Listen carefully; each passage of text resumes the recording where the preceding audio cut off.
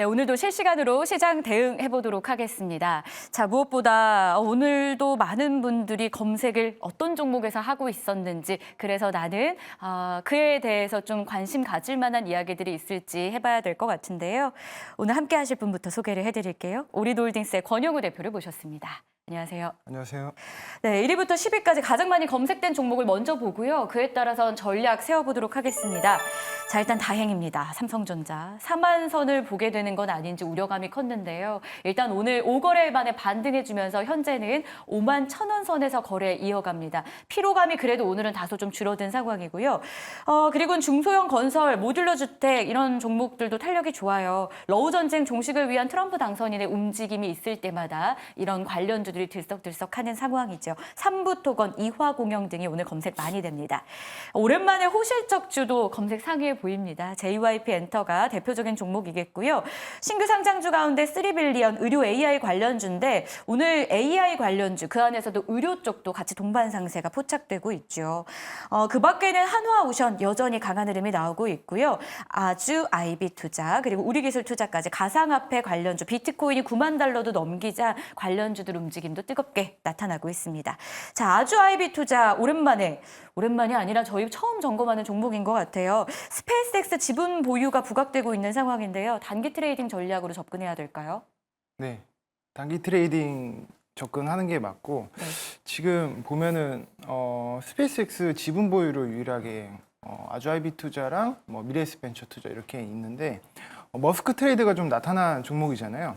지금 우주 항공 관련해서는 이 머스크의 핵심 비즈니스이기 때문에 앞으로도 추가 탄력이 충분히 받을 수 있을 것이다라고 보고 있고 머스크의 핵심 비즈니스를 보면 전기차, ESS, 전력 인프라, 스페이스X와 스타링크, 통신 인프라, 그리고 FSD 자율주행이나 로봇 쪽 이런 쪽도 당연히 인프라가 되겠지만 특히 우주항공은 머스크의 그 꿈인 자율주행에 있어서 필수적인 인프라 요소이기 때문에 이런 부분에 있어서 트럼프 대통령한테 줄을 선 것도 사실 규제 완화에 대한 그런 부분이 있거든요. 그래서 어떤 그런 전폭적인 어떤 규제 완화에 초점을 맞췄기 때문에 이런 규제 완화가 된다면 완벽한 자율주행이 실행되기 위해서 반드시 어떤 우주항공의 인프라가 필수적이어서 앞으로도 우주항공 쪽은 충분히 부각을 받을 수 있겠다라고 생각을 하고 있고 단순히 지금 끝나는 게 아니라 최근에 보니까 머스크가 이제 내각 인사로도 이제 그렇죠. 발탁이 됐잖아요.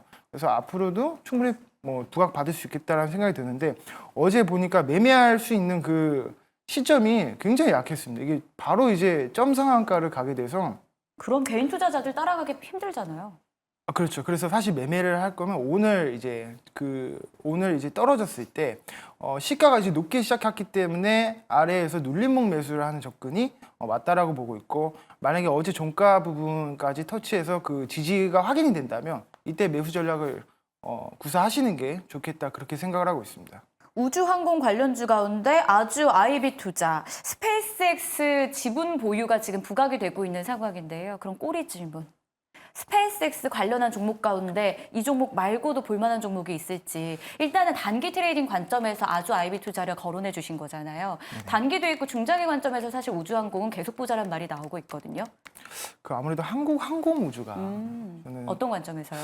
최근에 일단은 그 신고가를 또 돌파를 했기도 했고 이제 네. 제노코를 인수함으로 인해서 이제 저궤도 위성 통신 탑재하면서 이제 비즈니스적인 어떤 역량이 높아졌다 이렇게 보고 있고 국내에서는 사실 항공우주가 거의 대장이라고 봐도 무방하거든요. 지금 머스크가 아니고 트럼프 대통령이 정책을 어쨌거나 이제 방향을 잡고 있기 때문에 이런 그 우주항공 쪽에서는 국내에서 그래도 항공우주가 으뜸이다, 대장이다 이렇게 보고 있습니다. 알겠습니다. 아주 IB투자 단기 트레이딩 전략에서 매력적이라는 건 확인을 했고요. 그 밖에는 한국항공우주에 대해서도 우호적인 전망이 나오고 있습니다. 참고해 보시죠. 자, 그리고는 오늘 아무래도 또 비트코인이 또 새벽 한때 9만 3천 달러를 돌파하면서 계속 지금 고점을 높이고 있는 상황이라 관련주의 움직임도 체크를 해봐야 될 것 같아요. 물론 비트코인에 직접 투자하는 게 가장 좋겠죠. 그런데 이게 가격적인 부담이 이제는 내가 들어갈 수 없는 자리 같고 이게 고점 고점일까 봐 못 들어가는 분들도 있을 거고요. 그래서 관련주로 시선을 돌리는 분들도 많으실 것 같거든요. 근데 한 가지 걱정되는 건 아무래도 비트코인 레버리지가 사상 최고치를 기록한 만큼 레버리지 해소로 인한 변동성에 대한 유의도 필요하지 않을까 싶어요. 지금 이 시점에서 저희는 어떤 태세를 좀 갖춰야 될까요? 일단 그 92,000달러가 이제 도달하고 지금 뭐 쉬지 않고 계속 올랐잖아요. 네. 그래서 아무래도 좀 이렇게 소외감이 드시는 투자자분들이 굉장히 많을 거라고 생각을 하고 있습니다. 그래서 이제 뭐 가상화폐 비트코인에 투자를 못해서 아쉬운 마음에서 우리기술 투자나 뭐 관련주로. 하나투자증권이나 이런 두나무 업비트 거래소의 지분을 가지고 있는 어떤 그 두나무의 또 지분을 보유하고 있는 관련주들을 이렇게 매매를 하는 모습이 나오고 있는데, 사실 이게 굉장히 어려운 게 뭐냐면 비트코인 흐름이랑 이 가상화폐 테마주랑 거의 흐름이 동조화되거든요. 그러니까 사실 차트를 두 개를 띄워놓고 하나는 비트코인 차트와 하나는 그 가상화폐 테마주를 두고 보면 거의 비슷하게 따라갑니다. 그러니까 사실 가상화폐를 매매를 하는 게 오히려 좀 나은 부분이 있고, 전일 만약에 미증시가 시작되면서 비트코인도 같이 움직이거든요. 왜냐하면 이제 대선 이후에 어쨌건 트럼프 대통령의 그 가상화폐에 대한 어떤 가상화폐적인 정책이라든지 인사라든지 이런 게 미증시가 개장하고 나서 어쨌거나 그런 이야기들이 나오기 때문에 미증시에서도 시작이 되면 전날에 이제 가상화폐 비트코인이 뛰면 오늘 오전에 우리기술 투자나 이런 가상화폐 테마주들이 굉장히 높게 시작을 합니다. 오늘 같은 경우에도 당연히 장 초반에 이렇게 이제 짧게 반등이 나오고 이튿날 전에도 신고가 12,000원 위에서 이제 갭이 높게 시작을 한 다음에 종가가 하락 마감, 그러니까 음봉 마감으로 끝났거든요. 그러니까 계속 차익 매물이 계속 나온다는 거고, 이건 매물 부담이 굉장히 많이 있습니다. 그래서 우리기술 투자 같이 이렇게 매물 부담이 많은 종목들을 조금 매매를 지양하는 게 좋겠다, 그렇게 생각을 하고 있고, 지금 보니까 오늘 같은 경우에 우리로라든지 이런 양자 컴퓨터 쪽에 네. 강세가 많이 나오더라고요. 그래서 이런 부분들도 봤을 때 트럼프 대통령이 양자 컴퓨터를 좀 강화하자, 이런 발언 때문에 정책주들이 반등이 나온 거거든요. 그래서 앞으로 계속 정책적인 어떤 모멘텀으로 신규 종목들이 반등이 나오고 강세가 나온다면 가상화폐 테마주에 쏠렸던 자금들도 그쪽으로 이탈할 수 있기 때문에 뭔가 새로운 정책주들, 로봇도 좋고 자율주행이나 이런 부분들을 계속적으로 관심을 가지면서 이런 가상화폐 테마주는 조금 더 주의하자, 이렇게 말씀드리고 싶습니다. 이렇게 좀 극단적으로 질문하는 건 좀 아니긴 한데 그래도 궁금하거든요. 그럼 가상화폐는 이제 끝났다? 아유, 끝나지는 않았을 것 같고요. 계속 가긴 가겠지만 수익을 더 내려면 다른 정책을 봐야 된다. 예, 그렇습니다. 왜냐하면 그러니까 비트코인은 어쨌건 따라가기 네. 때문에 가상화폐 테마주를 공략하는 거는 상당히 어려운 부분이고, 이미 가상화폐에 대한 기대 심리를 가상화폐 테마주들은 장 초반에 다 반영을 하기 네. 때문에 굉장히 좀 어려운 매매가 될 수 있겠다라고 생각하고 있습니다. 고수의 영역일 수도 있겠네요. 보유자의 영역이기도 하고요. 가상화폐 관련 종목들에서 나오는 자금이 이제 트럼프 당선인과 관련한 다른 정책 쪽으로 또 이동할 가능성을 열어둔다면 그게 오늘장에서 나오고 있죠. 양자, 암호 등의 움직임도 체크를 하면서 저희가 발빠르게 투자 전략을 세워봐야 될 것 같습니다. 가상화폐 관련주는 지금은 좀 주의하자. 전략 기억해 볼게요. 자, 많이 검색한 종목들 전략을 먼저 세워봤고요. 이번엔 여러분들이 가장 많이 참고하고 있는 리포트 종목은 무엇인지 보도록 하겠습니다. 오늘자로 발행한 리포트 기준이고요.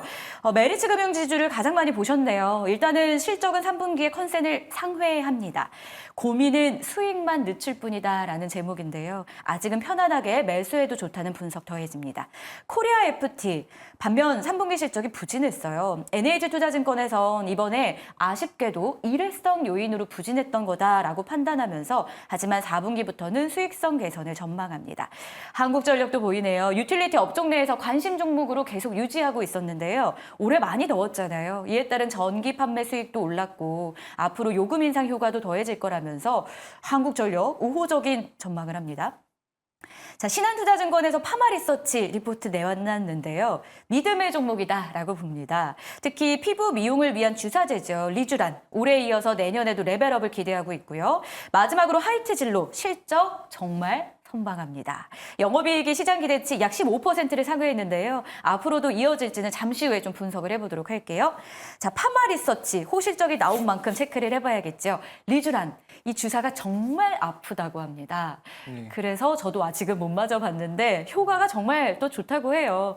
그래서 잘 팔리는 걸까요? 목표가도 상향됐더라고요. 네, 저도 이 파마 리서치를 제가 예전에 한번 이렇게 다뤘었던 종목인데 너무 좋은 주식 같습니다. 오. 리포트 내용을 보니까 오늘 목표 주가를 상향했잖아요. 리포트 내용을 좀 짧게 요약해 보자면 컨센 뭐 6%를 상회했고 이 핵심 사업부인 리쥬란의 어떤 높은 수요가 이것들을 견인했다 이렇게 요약이 됐고 지금 그 CBC 보유의 동남아 에스테틱의 침투가 네. 시작이 됐거든요. 그래서 이런 모멘텀으로 3분기에 대만, 뭐 유럽, 중동 어떤 신규 승인에 대한 허가를 획득했기 때문에 4분기에는 본격적인 어떤 수출 전망이 수출 비중이 좀 크게 늘어날 거다. 이렇게 지금 리포트를 말씀을 하셨더라고요. 그래서 미래가 상당히 긍정적이다. 그래서 목표가를 상향했다. 이런 건데 저도 파마 리서치를 저번에도 한번 말씀드렸다시피 이 CBC가 이 17만 원대에 3천억을 샀지 않습니까? 그러니까 CBC 매수 단가가 17만 원입니다. 그러니까 그거 자체를 지지선으로 보고 대응을 해도 되는 부분이고 그러니까 주식을 평가할 때 주가를 평가할 때는 항상 미래에서 발생할 어떤 현금 흐름의 가치를 현재로 환산한 다음에 그것이 지금 주가랑 비교해 봤을 때 저평가인지 고평가인지를 보는 게 아주 기본적인 모델이거든요.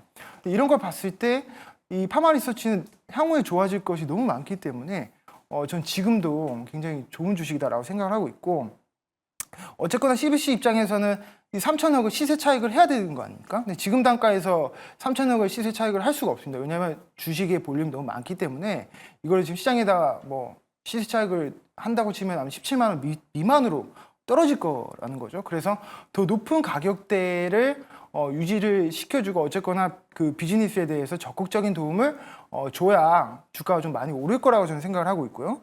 그래서 잘 팔릴 거라고 확신했기 때문에 3천억을 베팅을 했겠죠. 그래서 미용기기 쪽, 특히 이제 피부 쪽에서는 파마 리서치만한 종목이 없다라고 생각하고 있습니다. 그래서 조정 시 매수 전략이 유효하다. 저는 그렇게 생각합니다. 오늘 장중에 4% 넘게 오르다가 지금 조정으로 전환을 하고 있거든요. 오늘도 괜찮을까요? 아니면 좀 더 조정이 나와줘야 될까요? 차트를 보면요. 8월부터 지금 11월 중순까지 엄청나게 올랐어요. 한 2배가량. 네. 지금 조정을 받는다고 해도 그게 매력적인 가격일지는 약간 의문이 드는데요. 그렇게 생각하시면 됩니다. 이게 17만 원대가 박스권 하단이다라고 생각하고 21만 원 초반대부터 매수 접근을 하는 게 낫고 이게 차트만 봤을 때는 사실 뭐 6만 원대부터 지금까지 올랐으니까 그렇게 생각할 수 있는데 그만큼 오르면서 회사가 벌어들이는 영업이익의 볼륨이 커졌기 때문에 주가가 그렇게 나타나는 거고 이거는 그 이전에 있는 차트의 어떤 흐름은 생각하지 않으셔도 네. 되고 계산 안 해도 된다 그렇게 생각하고 있습니다. 자, 귀에 딱지가 생기게 오늘 얘기해 주신 가격이 파마 리서치 17만 원입니다. 잘 체크해 보도록 하겠습니다. 자, 그리고 하이트 진로도 좀 봐야 될 것 같아요. 선방했다. 결국 실적 이야기예요. 맥주 가장 먼저 떠오르는 기업이기도 한데요. 대표님 주량이 얼마나 되세요? 저 소주 2병 정도 됩니다. 잘 드시네요. 맥주는요? 더 잘 드시겠죠? 4분기에요. 가격 인상 효과도 더해지면서 3분기에요. 실적이 계속 좋을 것으로 보더라고요. 어떻게 해요? 권 대표님 효과로라도 실적 계속 잘 나올까요? 실적이 좋을 거라 생각합니다. 일단 리포트도 매수견 유지하는 건데 3분기 매출이 한 4.8%가 늘어나고 영업이익이 한 61% 정도 증가했더라고요.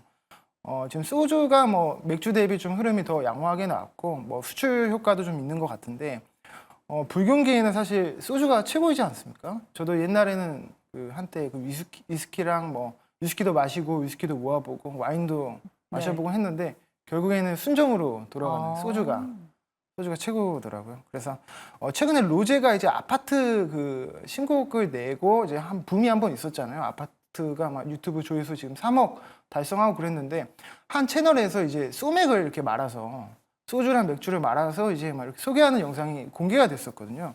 그래서 과거의 삼양식품의 어떤 불닭볶음면처럼 챌린지가 될 수 있지 않나. 이게 수출 어떤 성장의 시작이 될 수도 있겠다라는 생각이 들고 아마 이게 최대 수혜가 하이트 진로가 될 겁니다. 그래서 이미 하이트 진로는 86개국에다가 수출을 하고 있고 5만 병 이상의 수출을 하는 어떤 전략 국가가 일본, 중국, 미국 정도가 있습니다.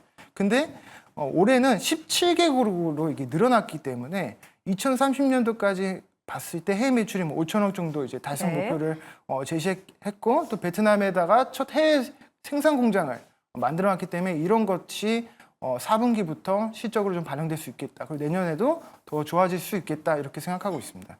알겠습니다. 저 이렇게 해서 리포트 종목 그리고 가장 검색에 많이 된 종목 중심으로 투자 전략 이어봤습니다. 도움되셨길 바라면서 권영우 대표와 여기서 인사 나누도록 할게요. 고맙습니다. 감사합니다.